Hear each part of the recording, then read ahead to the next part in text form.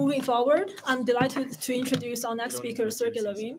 Sergey Levine is a professor at UC Berkeley. His work focuses on machine learning for decision-making and control, with an emphasis on deep learning and reinforcement learning algorithms. His research includes developing algorithms for end-to-end training of deep neural network that combines perception and control, scalable algorithms for inverse reinforcement learning, deep reinforcement learning algorithms, and more. Sergey will be sharing his insight on general-purpose pre-trained models for robotics. Let's welcome him with a round of applause.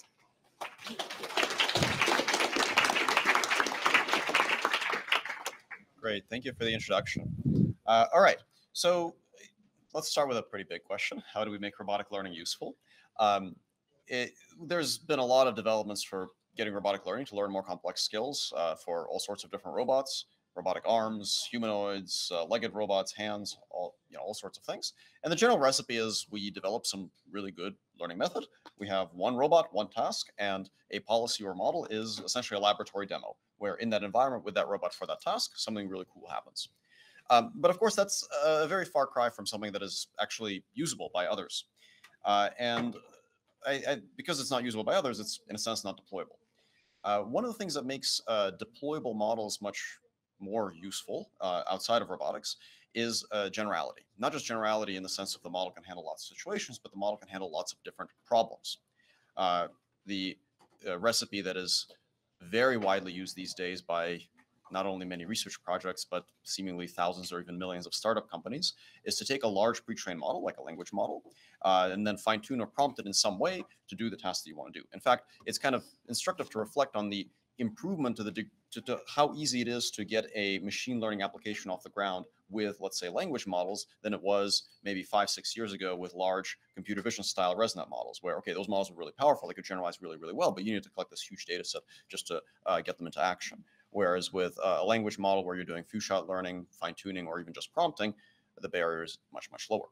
So what would it take to bring this kind of recipe to robotics, the kind of generality that essentially makes it much easier to get a robotic learning application out the door?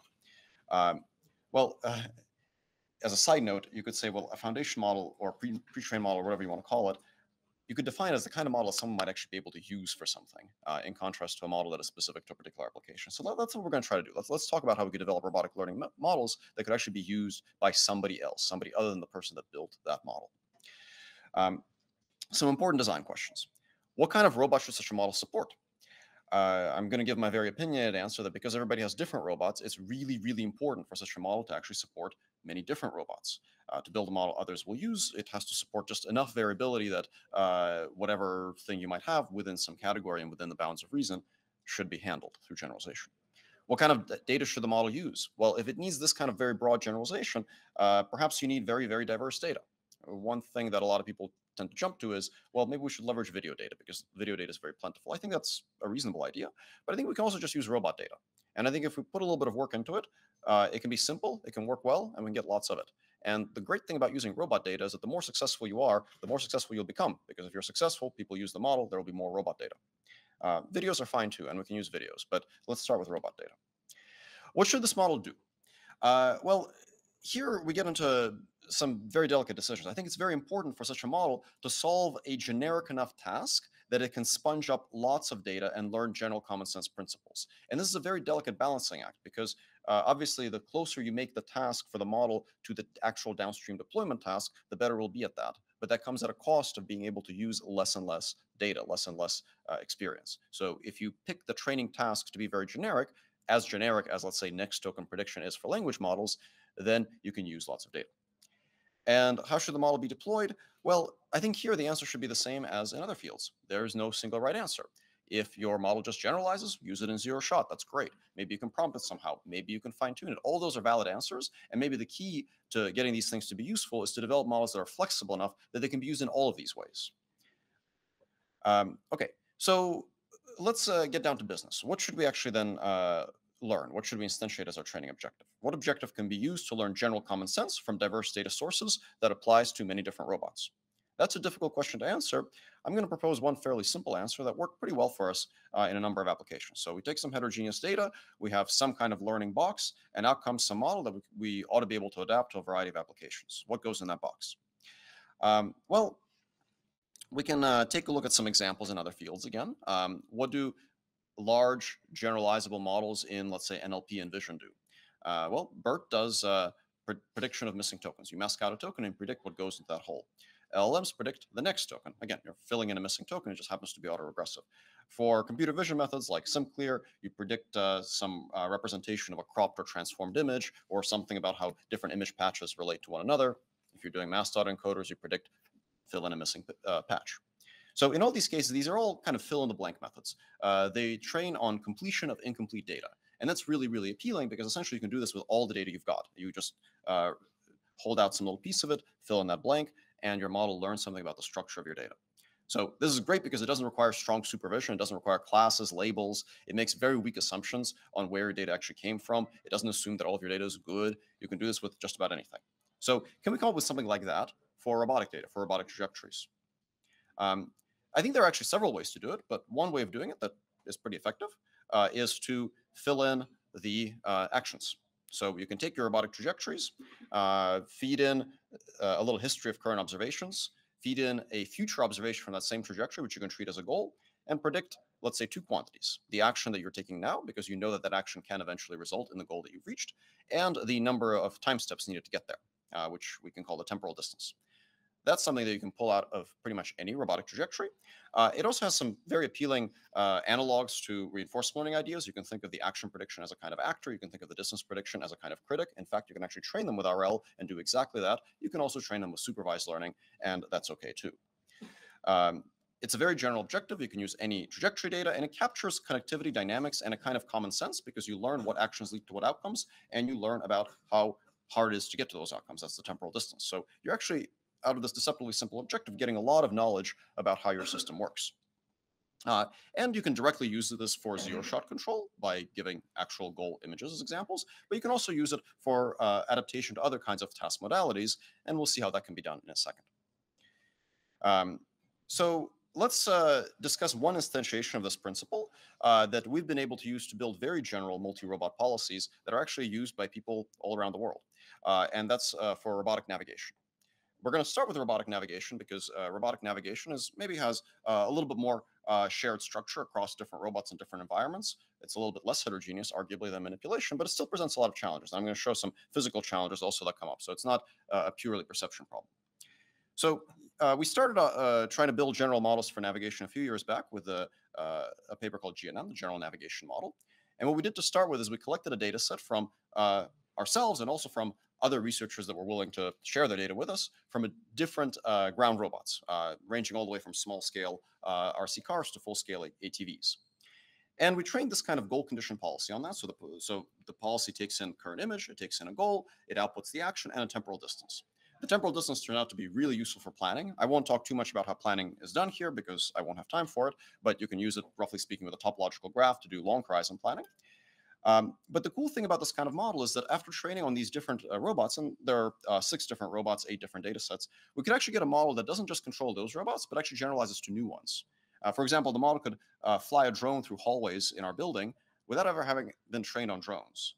Now, this is a little bit less magical than you think because the drone is pretending to be a car. It's flying at a fixed altitude, but it does have its particular drone camera and its particular dynamics.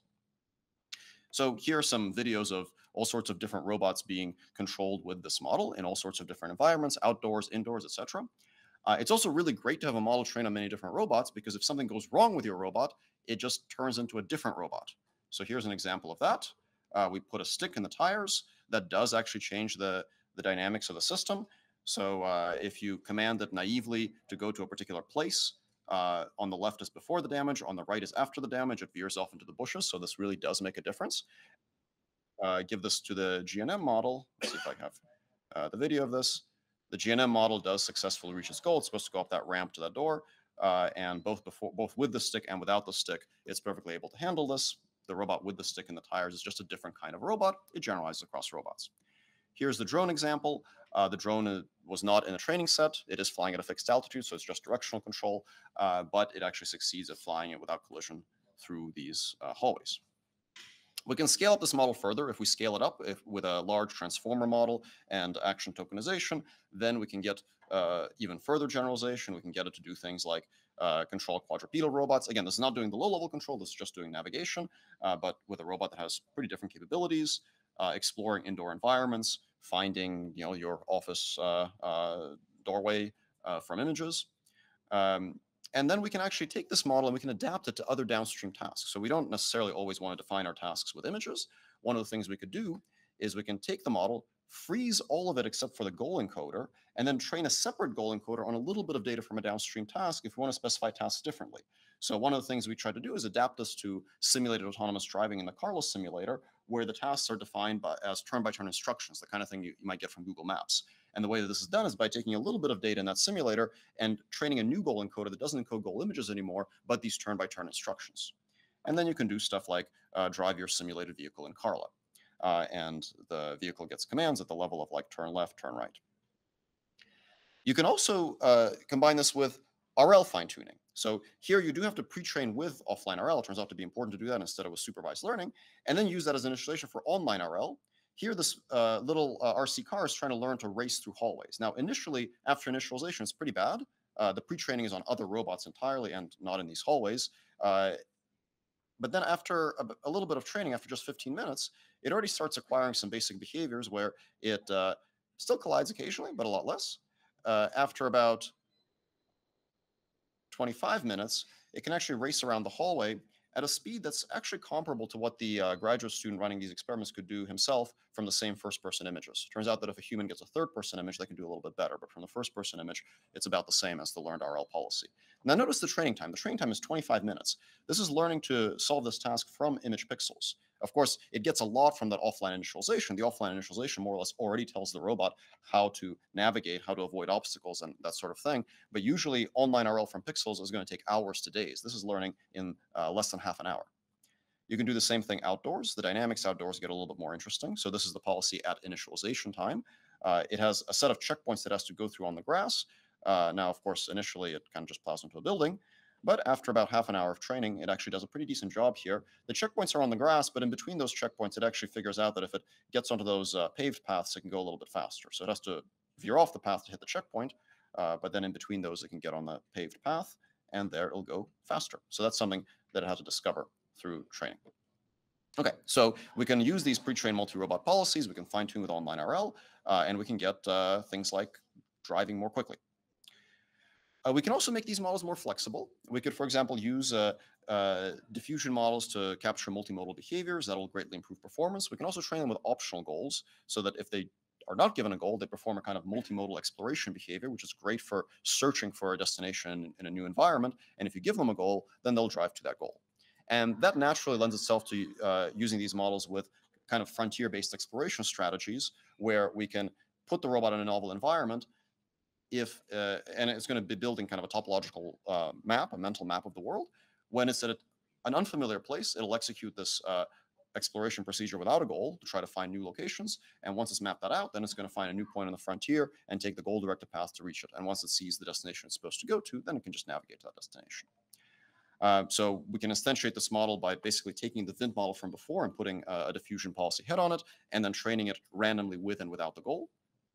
That can allow us to explore new environments. It can explore outdoor environments, indoor environments. I apologize, my video is a little messed up there.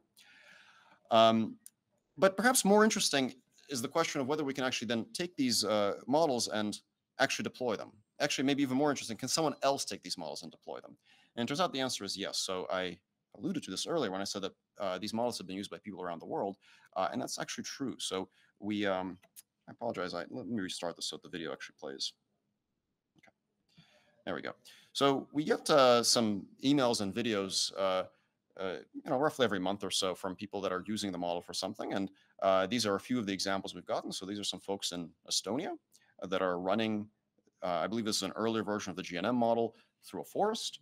This is some folks in Finland that are running the Vint model for their particular outdoor navigation application. I think they're researchers on something to do with semantics, but they're using the model as the underlying navigation backbone.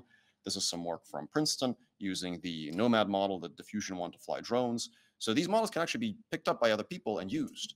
And because they are multi-robot models, they don't need to retrain the models. They just put them on their robot and they already do something out of the box.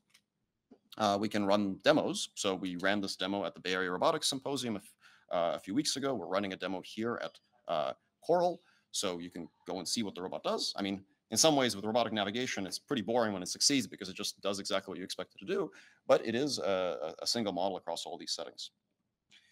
Now, that's for navigation, and as I said, navigation has a lot of structural regularity, so perhaps you might say that it's easier to start with navigation for these kinds of robotic foundation models, but we can start doing the same sorts of things for manipulation. We just need to take a little bit of care to get the right data sets and larger, more scalable models. For data sets, one of the things we've done to take a step in this direction is collect a large data set of robotic behaviors that we call Bridge Data V2. So this is a successor to the original Bridge Data, which was published in RSS a few years back. It contains 60,000 trajectories, hundreds of objects, and full language annotations for every trajectory, with many different environments.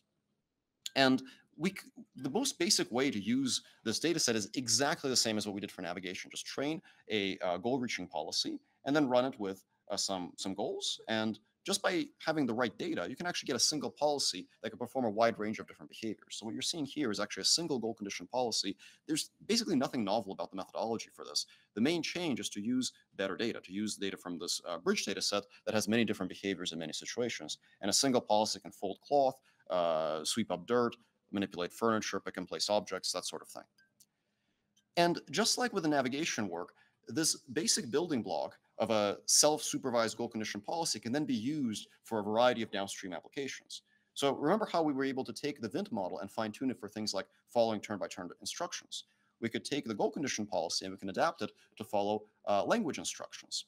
So here's an example of how we could do this. There are actually several ways, but one way you could do it is by leveraging image generation models. So take Stable Diffusion 1.4 and then fine-tune it on some robot data to predict robot subgoals from text. So you tell the robot, put the orange crayon in the wooden bowl, the image diffusion model will generate a picture of a robot that is picking up the orange crayon.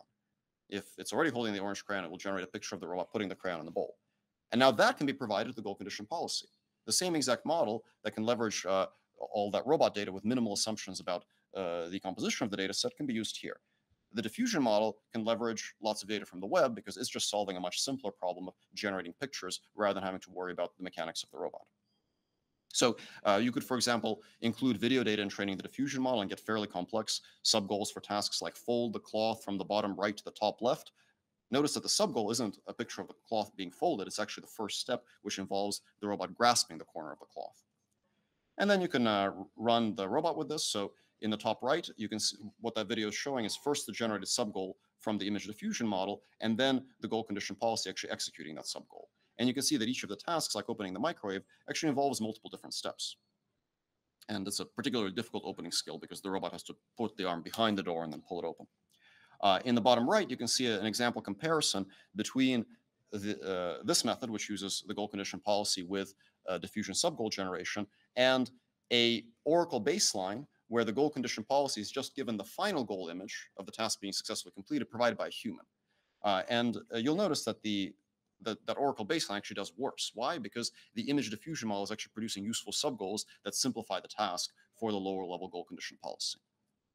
Okay, so what's the overall point? The point is that we can take this basic building block of this goal condition policy and adapt it in a variety of different ways. In this case, we're adapting it for instruction following before we adapted it to turn-by-turn instructions.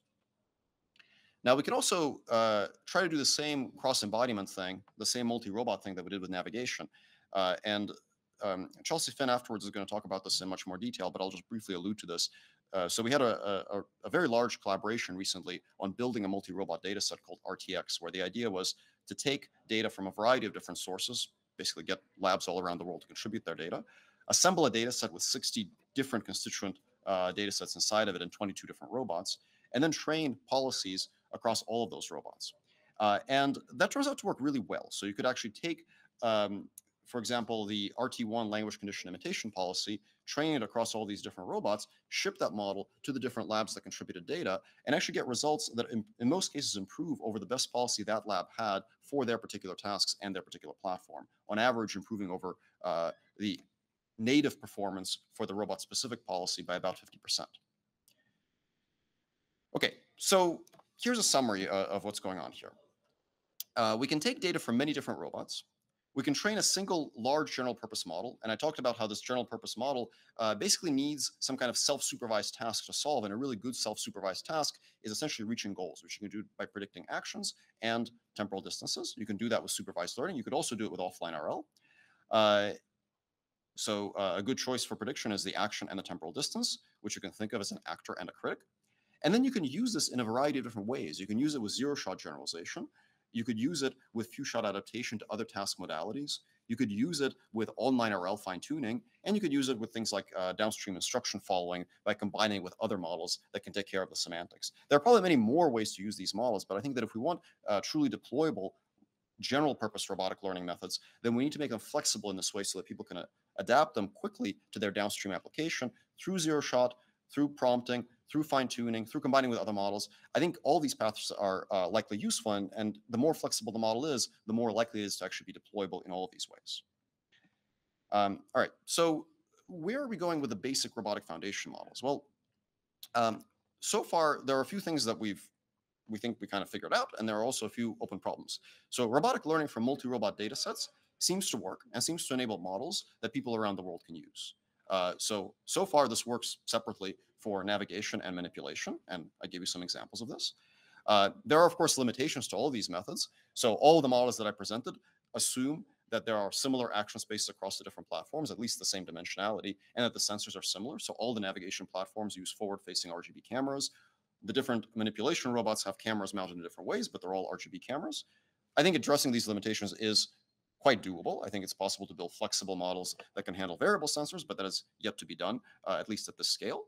There are many ways to use these models, and I've shown a variety of ways to utilize them, both for zero-shot and few-shot, combining them with RL, for both pre-training and fine-tuning, combining them with image generation. But there are probably many other ways to use these models that are yet to be developed. Efficient fine-tuning methods, efficient ways to incorporate diverse task modalities. What else is on the horizon for this? Well, I think one of the things that we're going to see a lot more of in the next year or two is increasing use of autonomous data.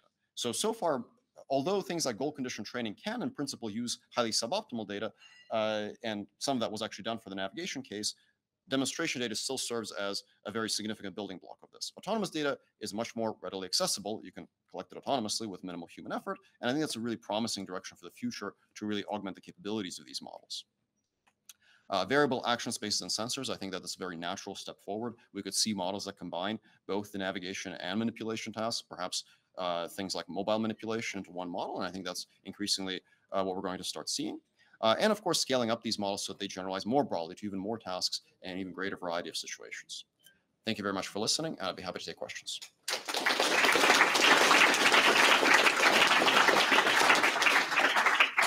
Thank you, Sergey, for the great discussion. Questions from the audience? Hi, thanks, Sergey. I got a question, that a high-level question relatively. So does algorithm even matter for robotics? Because we as researchers, we claim algorithm contributions as our novelty for papers. But recently, we see more and more solid improvement of robotics coming from scaling up, the scaling up of data, scaling up of computing. So I'm wondering, what's your thought on it? Yeah. Yeah, that's a really good question. It's a complicated question to answer. I mean, if you want to improve performance, you have to address the bottleneck. So just because at a given point in time the bottleneck is data doesn't mean that the other parts of the equation don't matter. It just might mean that they're not the bottleneck. But once you address the data bottleneck, then something else becomes the bottleneck. My own opinion on this is that algorithms actually do matter. And certainly there's a little bit of a selection bias there where if you look at other fields, you can say like, oh, algorithms didn't matter for GPT-3 over GPT-2 because they just took the same thing and just made the model bigger.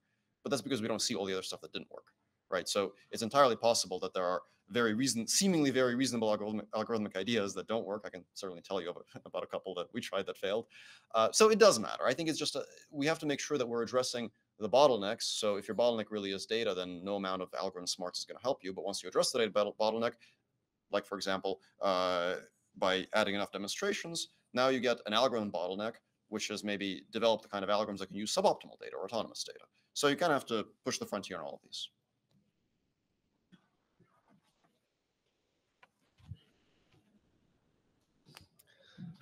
Hi, thanks for the great presentation. My question is also a kind of general question.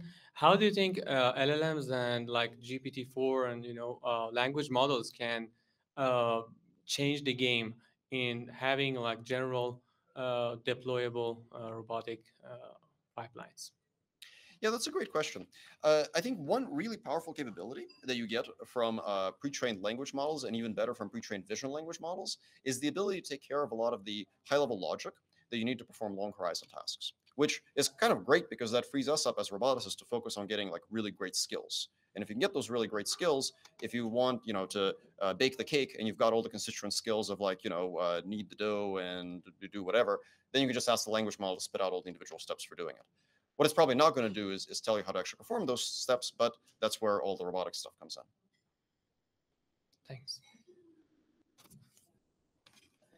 We'll take 2 more questions. I just had a specific question. You mentioned that all the manipulation was done with RGB. Did any of them also use tactile data or any other force data? And did that improve? If it did, and how? Right. So in these experiments, no. There are certainly other experiments that we've done at UC Berkeley and also experiments with depth at Google that do show that these things make a difference. The particular experiments I showed all used RGB.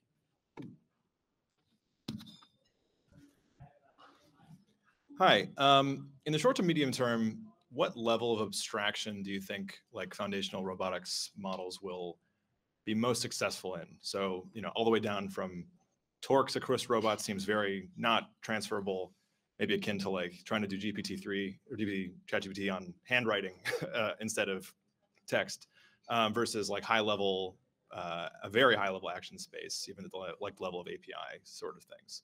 Which one, where do you see things? Yeah, that's a really good question. I don't have a single answer to your question. I do think that that's something that hopefully will be explored a lot in the coming years. That said, I might be a little bit more optimistic than you about fairly low-level action representations. And the kind of thought exercise you could imagine is, imagine mapping whatever your control modality is to a joystick and letting a person fiddle around with it. If it's something that a person can figure out roughly in 10, 15 minutes, there's a pretty decent chance that if you have enough training robots with enough different action modalities, that you could train a model that will generalize over that. And remember that each robot trajectory can be turned into multiple different action spaces, right? So you could take a robot trajectory, pull out the torques, pull out the joint angles, pull out whatever, and get all these examples. So it's probably far-fetched that your model will just generalize for free to like some weird actuator that works on totally novel principles. But there really aren't that many different combinations of modalities, and I don't think it's out of the question that you will actually be able to go fairly low level. Let's thank Sergey again for the great talk.